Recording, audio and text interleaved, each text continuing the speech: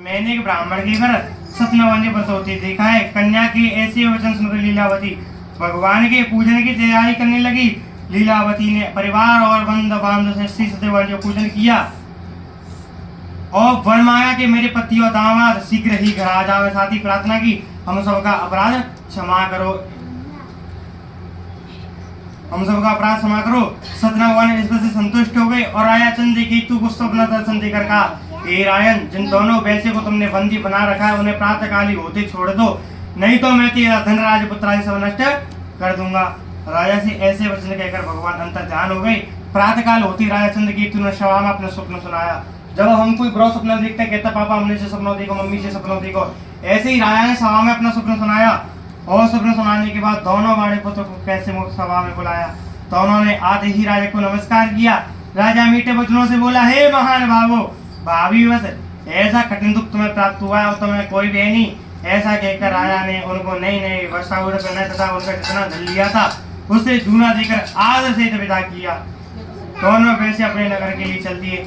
इसी तरह तृतीय अध्याय संपूर्ण श्री सत्य भगवान की जय, वृंदावन बाग लाल की जय। श्री सुधवासु जी बोले, वैष्णव मंगला तरीका की आश्रम की और अपने नगर के लिए चला। उनके थोड़ी दूर पर दंडी बेसारी। सत्यनारायण से पूछा, हे साधु, तेरी नाम में क्या है? अम्मानी बाणी कौस्तुभ सस्ता हुआ बोला। अभिमान के साथ अहंकार के साथ सस्ता हुआ बोला, हे डंडी, आप क्यों पूछते हो? क्या आप धन रुपया लेने की इच्छा रखते हो? मेरी नाम पत्ते आदि भरे हुए, बेल और पत्ते भरे हुए हैं। वैश्य की कठोर वाणी सुनकर, अहंकार वाणी सुनकर भगवान ने कहा, तुम्हारा वचन सत्य हो। डंडी ऐसा कहकर वहां से कुछ दूर चले गए और समुद्र किनारे बैठ गए। चंडी महाराज के जाने के बाद नृत्य क्रिया करने के बाद नाव को ऊंची उठी देखकर चंबा किया। नाव में बेल पत्ते आदि देखकर मूर्छित हो जमीन पर गिर पड़ा। फिर मूर्छा खुलने पर अत्यंत शोक प्रकट करने लगा। तो उसका दामाद बोला कि आप शोक ना करें, ये डंडी भगवान का श्राप है। अंततः हमको उनकी शरण में चलना चाहिए, तभी हमारी मनोकामना पूरी होगी। दामाद के ऐसे वचन सुनो वह डंडी भगवान के पास पहुंचा और अत्यंत भक्तिभाव से नमस्कार करके बोला, मैंने जो आपसे सत्य वचन कहे थे उनको क्षमा करो। ऐसा कहकर मांसों का तुर ऊपर रोने लगा। तो डंडी भगवान बोले, हे बालक पुत्र, मेरी आज्ञा से तुम्हें बार बार दुख प्राप्त हुआ, तू मेरी पूजा से भयमुख हो गया, भ्रम में पड़ गया है। साधु बोला, हे भगवान, आपकी माया से मोहित ब्रह्मा आदि भी देवता आपके रूप को नहीं जान सकते। मैं मूर्ख अज्ञानी आपके रूप को कैसे पहचान सकता हूँ? आप प्रसन्न होइए, मैं सामर्थ्य के अनुसार आपकी पूजा करूंगा। मेरी रक्षा करो और पहले के समान मेरी नौका में धन बढ़ दो। उसके भक्तों के वचन सुनकर भगवान प्रसन्न हो उसकी संसार बढ़ देकर अंतर ध्यान हो गए। तब उन्होंने नाव पर आकर देखा कि नाव धन से परे हो रहे। फिर वो सत्यनारायण जी का पूजन कर साथियों सहित अपने नगर के लिए चला। अब अपने नगर के निकट पहुंचा तो दूत को घर भेजा।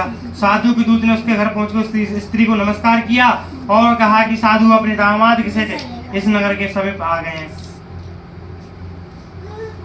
ऐसे वचन सुनकर साधु की स्त्री ने बड़े हर्ष के साथ सत्यनारायण जी का पूजन कर रही थी। तो पुत्री से कहा कि मैं अपने पति के दर्शन के लिए जाती हूँ, तेरे पिता के दर्शन के लिए जाती हूँ, तू कार्य पूर्ण कर शीघ्र आ। माता के ऐसे वचन सुनकर कलावती भगवान के प्रसाद को त्याग कर अपने पति के दर्शन के लिए चली गई और प्रसाद की अवज्ञा के कारण सत्यवान रुष्ट हो गई और उसके पति को नाव से पानी में डुबो दिया। इस तरह नौका को डूबा हुआ देखकर तथा कन्या को रोता हुआ देखकर साधु दुखित तो बोला, हे प्रभु, मुझसे या मेरे परिवार वाले से जो बोल रही है उसको क्षमा करो।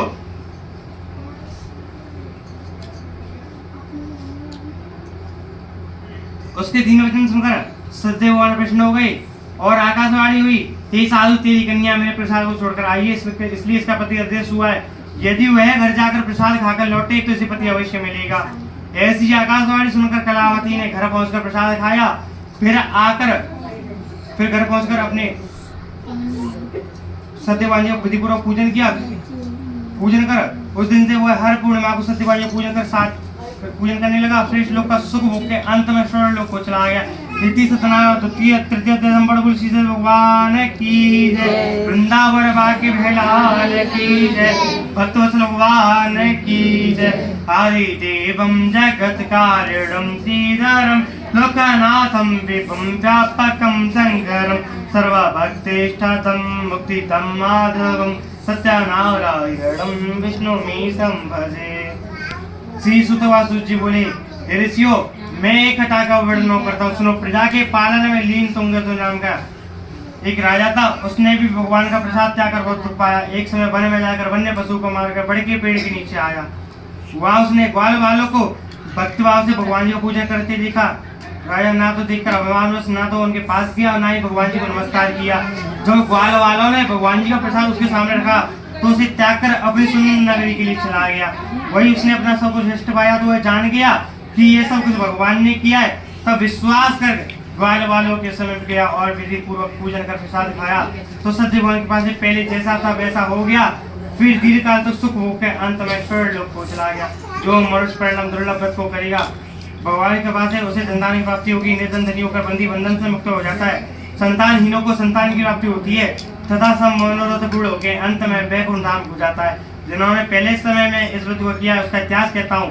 सेठ रामचंद्र ने अगले जन्म में राजा मनु को लेकर श्री रामचरणों की सेवा कर मोक्ष प्राप्त किया और वृद्धशतान ब्राह्मण ने स्वराम का जन्म लेकर मोक्ष को पाया। उनका मुख नाम का राजा दशरथ होकर वैकुंठ में प्राप्त हुआ। साधु नाम के वैष्णव मूर्त बनकर अपने पुत्र को आर्ज चीर कर मोक्ष प्राप्त किया और महाराज तुंगदु ने भगवान में भक्ति उपक्रम कर मोक्ष प्राप्त किया। इति सतनाय पंचम अध्याय संपूर्ण विश्व भगवान की जय। मुदाकरा तमोदकम सदा विमुक्ति साधकम कलातरावतंसकम विलासलोकरंजकम नायकैकनायकं विनाशितैव दैत्यकं नतासुना सुनाशकं नमामि तं विनायकं स्थाप्यं पूज्यामि अक्षतं समर्पयामि नमो नमः। सभी लोग चावल छोड़ दीजिए।